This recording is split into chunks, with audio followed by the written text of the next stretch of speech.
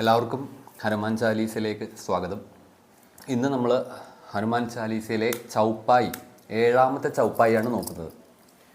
വിദ്യാവാൻ ഗുണി അതു ചാതുര് രാം കാജ് കരിബേക്കോ ആതുര്. എന്താണ് ഈ ചൗപ്പായുടെ അർത്ഥം എന്ന് നോക്കാം. വിദ്യാവാൻ, വിദ്യയുള്ളവൻ തന്നെയാണ് അതിൻ്റെ അർത്ഥം. നമുക്കറിയാം ഹനുമാൻ സ്വാമിയുടെ ഗുരു എന്ന് പറയുന്ന സൂര്യനാണ്. അദ്ദേഹത്തിൻ്റെ അടുത്തുനിന്ന് എല്ലാ വേദങ്ങളും വേദാംഗങ്ങളും ശാസ്ത്രങ്ങളും എല്ലാം അദ്ദേഹം പഠിച്ചു കഴിഞ്ഞിട്ട് അദ്ദേഹത്തിന് കല, സാഹിത്യം, സംഗീതം, നൃത്തം, തന്ത്രവിദ്യ എല്ലാത്തിലും അദ്ദേഹം അഗ്രഗണ്യനാണ്. അതുകൊണ്ട് തന്നെയാണ് അദ്ദേഹത്തിനെ വിദ്യാവാൻ എന്ന് പറയുന്നത്.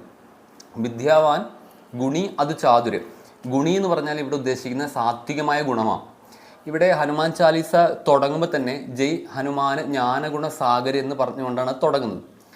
അവിടെ തന്നെ പറയുന്നു ജ്ഞാനത്തിൻ്റെയും ഗുണത്തിൻ്റെയും സാഗരമാണ് അദ്ദേഹം എന്ന് പറയുന്നു. പിന്നെ ഇവിടെ വീണ്ടും ഗുണി എന്നുള്ള ഒരു വാക്ക് ഉപയോഗിച്ചിട്ടുണ്ട്. അദ്ദേഹം സാത്വിക ഗുണമുള്ളവനാണെന്ന് വീണ്ടും പറയുന്നുണ്ട്.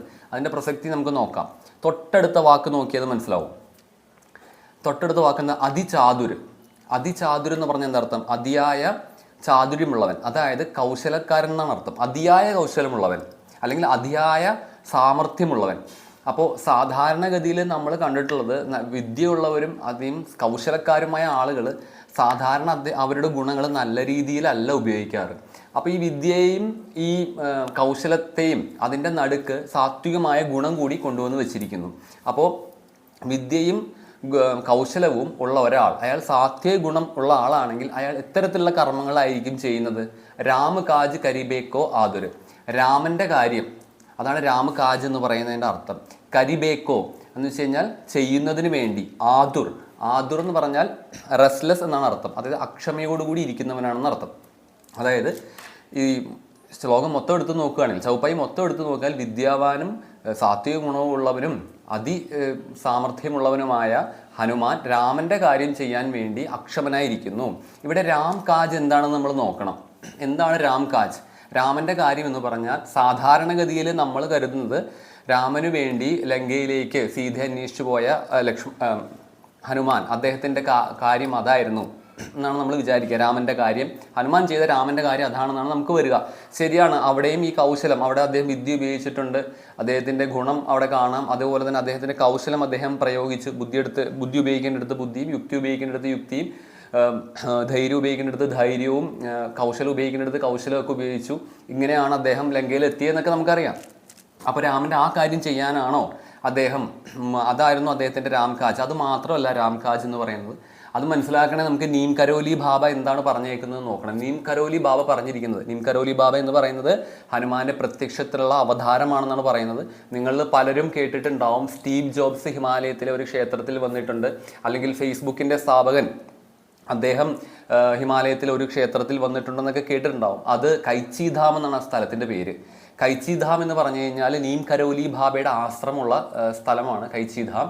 നീം കരോലി ബാബ ഒരു ഗൃഹസ്ഥാശ്രമിയായിരുന്നു, പക്ഷെ അതേ സമയം തന്നെ അദ്ദേഹം ഒരു ജ്ഞാനിയുമായിരുന്നു. അദ്ദേഹം കൈച്ചി ധാമിൽ ഒരുപാട് നാളുകൾ ഉണ്ടായിരുന്നു. അദ്ദേഹത്തിൻ്റെ ഹനുമാന്റെ പ്രത്യക്ഷ അവതാരമായിട്ടാണ് അദ്ദേഹത്തിനെ കുറിച്ച് പറയുന്നത്. അദ്ദേഹത്തിനെ കുറിച്ച് ഒരുപാട് കഥകളുണ്ട്. അപ്പോൾ അദ്ദേഹം പറയുന്നത് എന്താ? രാമൻ്റെ കാര്യമായിട്ട് അദ്ദേഹം പറയുന്നത് love everybody, serve everybody, remember God എന്നാണ് പറയുന്നത്. എല്ലാവരെയും സ്നേഹിക്കുക, എല്ലാവരെയും സേവിക്കുക, അതേപോലെ തന്നെ എപ്പോഴും ദൈവത്തെ സ്മരിക്കുക. ഇവിടെ ദൈവത്തെ സ്മരിക്കുക എന്ന് പറഞ്ഞാൽ ശ്രീരാമനെ സ്മരിക്കുക എന്ന് നമുക്ക് തോന്നും.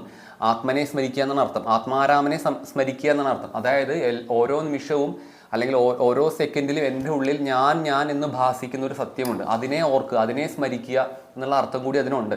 രമണ മഹർഷിയോട് എങ്ങനെയാണ് ദൈവത്തെ അറിയേണ്ടതെന്ന് ചോദിക്കുമ്പോൾ അദ്ദേഹം പറയുന്നത് നിങ്ങളുടെ ഉള്ളിൽ ഞാൻ എന്ന് ഭാസിക്കുന്ന എന്താണോ അതിനെ ശ്രദ്ധിക്കാനാണ്. അപ്പോൾ നമ്മൾ എല്ലാ കാര്യങ്ങളും ചെയ്യുമ്പോൾ ഞാൻ എന്താണോ അതിനെ ശ്രദ്ധിക്കുക, അല്ലെങ്കിൽ ഈ ആത്മാരാമനെ ഓർക്കുക എന്നുള്ളൊരു അർത്ഥം കൂടിയുണ്ട്. പ്രത്യക്ഷത്തിൽ അതിന് രാമനെ ഓർക്കുക അല്ലെങ്കിൽ ദൈവത്തിനെ ഓർക്കുക എന്നുള്ള അർത്ഥമാണ്. അപ്പോൾ അതാണ് രാമൻ്റെ കാര്യം. അല്ലാതെ ലങ്കയിലേക്ക് ചാടിയതാണെന്ന് നമ്മൾ കരുതരുത്. അത് ചെയ്യുന്നതിന് വേണ്ടി, ഈ രാമൻ്റെ കാര്യം ചെയ്യുന്നതിന് വേണ്ടി അദ്ദേഹം റെസ്ലെസ് ആണെന്ന് പറയുന്നു. ഇവിടെ ഒരു കാര്യം ശ്രദ്ധിക്കാം, ജ്ഞാനികളായ എല്ലാ ആളുകളും റെസ്ലെസ് ആണ്. ഒരാൾ ജ്ഞാനം ആർജിക്കുന്നതിന് മുമ്പും റെസ്ലെസ് ആണ്. പക്ഷെ അവിടെ വ്യക്തിപരമായ കാര്യങ്ങൾക്ക് വേണ്ടിയാണ് നമ്മുടെ മനസ്സ് അക്ഷമമാകുന്നത്. നമ്മൾ നമ്മുടെ കാര്യങ്ങൾ ആലോചിച്ചും ഒക്കെ നമ്മൾ അക്ഷമരാകുന്നു, റെസ്ലെസ് ആവുന്നു. മനസ്സിൻ്റെ ഒരു സ്വഭാവമാണ് റെസ്ലെസ് ആവുക എന്ന് പറഞ്ഞ്. പക്ഷെ ജ്ഞാനം എന്ന് പറഞ്ഞൊരു നിശ്ചലാവസ്ഥയാണ്. ജ്ഞാനത്തിന് ശേഷവും ഇവരെ റെസ്ലെസ് ആയിട്ട് കാണാം. പക്ഷേ അവിടെ മുൻപുള്ള റെസ്ലെസ്നെസ് അല്ല.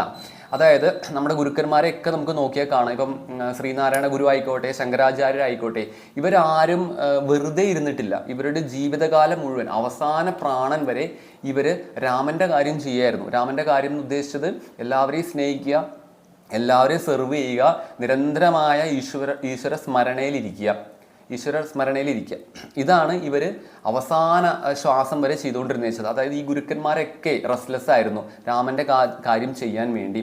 അത് നമ്മുടെ മുമ്പുള്ള ഗുരുക്കന്മാരെ പരിശോധിച്ചാൽ നമുക്കറിയാം. അപ്പോൾ ഇതാണ് ആ ചൗപ്പായുടെ അർത്ഥം. ഈ ചൗപ്പായിനെ നമുക്കൊന്ന് തിരിച്ചുകൂടി നോക്കാം. അതായത് ഞാൻ മനസ്സിലാക്കുന്നത് ഇങ്ങനെയാണ്. നമ്മളെ സംബന്ധിച്ചിടത്തോളം, അല്ലെങ്കിൽ എന്നെ സംബന്ധിച്ചിടത്തോളം, വിദ്യയില്ല, ഗുണമില്ല, കൗശലവുമില്ല. അപ്പം എന്ത് ചെയ്യും? അപ്പം അങ്ങനെയുള്ളവർക്ക് എന്ത് ചെയ്യാൻ പറ്റും? അപ്പം വിദ്യയും കൗശലവും ഗുണവും കൊണ്ട് ഒരാൾ എത്തിച്ചേരുന്നത് രാമൻ്റെ കാര്യം ചെയ്യുക എന്നുള്ളതാണ്, അതിൽ ഉത്സുകനാകുക എന്നുള്ളതാണെങ്കിൽ, ഈ രാമൻ്റെ കാര്യം ചെയ്യാൻ ഉത്സുകനായാൽ എന്ത് സംഭവിക്കും? അയാൾ സ്വാഭാവികമായിട്ട് ഈ വിദ്യയും ഗുണവും ഈ കൗശലവും വന്നു ചേരും എന്നുള്ളതാണ് അർത്ഥം. അപ്പോൾ നമ്മളെ പോലെയുള്ള സാധാരണക്കാർക്ക് love everybody, serve everybody, remember God, ആ ഒരു എന്താണോ നീം കരോലി ബാബ പറഞ്ഞിരിക്കുന്നത് അതിനെ മുറുകെ പിടിക്കാം. എന്നിട്ട് അത് ചെയ്ത് നോക്കാം. അത് ചെയ്ത് നോക്കുമ്പോൾ എന്ത് സംഭവിക്കും? വിദ്യ ആർജിക്കും, ഗുണം ആർജിക്കും, പിന്നെ കൗശലം ആർജിക്കും. ഈ കൗശലം എന്നുള്ള വാക്കിന് ഒരു പ്രത്യേകതയും കൂടി ഉണ്ട്. അത് നമ്മൾ കാണാതെ പോകരുത്. ഗീതയിലെ 2-ാം അധ്യായം സാഖ്യയോഗത്തിലെ 50-ാമത്തെ ശ്ലോകം എടുത്തു നോക്കിക്കഴിഞ്ഞാൽ അതിൽ യോഗ കർമ്മസു കൗശലം എന്നാണ് പറയുന്നത്. അതായത് യോഗത്തെ അവിടെ ഭഗവാൻ നിർവചിച്ചിരിക്കുന്നത് കർമ്മം ചെയ്യാനുള്ള സാമർഥ്യം, കൗശലത്തോടെ കർമ്മം ചെയ്യുന്നതിനെയാണ് അവിടെ യോഗമായിട്ട് ഭഗവാൻ പറഞ്ഞിരിക്കുന്നത്. യോഗം എന്ന് പറയുന്നത് അവിടെ കർമ്മയോഗമാണ് ഉദ്ദേശിക്കുന്നത്. ആ കർമ്മയോഗത്തിൻ്റെ ഫലം എന്നുള്ളത് പറയുന്നത് ജീവാത്മാവും പരമാത്മാവും തമ്മിൽ യോഗം ചെയ്യുക, ചേരുക എന്നുള്ളതാണ്. അതാണ് അതിൻ്റെ അർത്ഥം. അപ്പോൾ നമ്മൾക്ക് രാമൻ്റെ കാര്യം ചെയ്യാൻ നമ്മൾ ഉത്സുകരായി കഴിഞ്ഞാൽ സ്വാഭാവികമായിട്ടും ആ വിദ്യയും ആ ഗുണവും ആ കൗശലം എന്ന് പറയുന്നത് ആ യോഗമാണെന്ന് മനസ്സിലാക്കുക. ആ കർമ്മയോഗവും നമ്മൾ സ്വാഭാവികമായിട്ട് ഉണ്ടാവും എന്നുള്ളത് കൂടി മനസ്സിലാക്കുക. എല്ലാവർക്കും ഇഷ്ടപ്പെട്ടെന്ന് കരുതുന്നു. ജയ് ശ്രീറാം.